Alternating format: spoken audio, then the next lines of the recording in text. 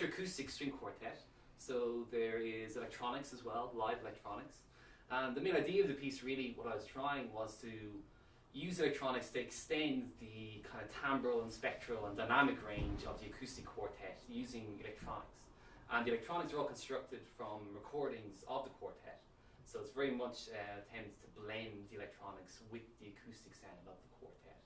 And in many respects, it's almost like colouring the lines of the quartet. So if you think of it visually, the individual lines of the quartet are almost like the outline of the drawing, and then the electronics serve the kind of swashes of colour to kind of fill in the gaps in between the quartet. I mean, it's very much, it's almost a traditional electroacoustic approach, really, in many respects. Electroacoustic music was originally very much about trying to meld the electronics and the acoustic sound worlds and bring them in together. And yeah, certainly I've gotten a little bit tired of having electronic sounds that don't seem connected to the acoustic sounds at all.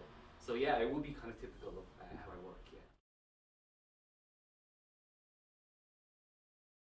There'd be kind of diverse influences, really. I mean, in terms of the colour, I would very much look to Ligeti, for example. I like his use of colour immensely. But in terms of harmony and, say, rhythm and things like that, I would possibly then push a bit more towards, say, the minimalist composers like Reich and so on.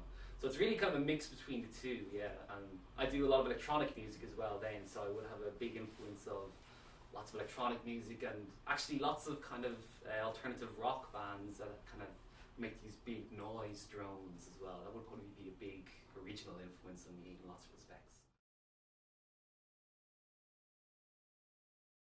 That's incredibly important, yeah. I mean, you know, performance opportunities, especially for bigger pieces like quartets or for larger ensembles, I mean, it's huge, yeah. To actually have an ensemble like that, you know, the opportunity to get them to play a piece is incredibly important, yeah.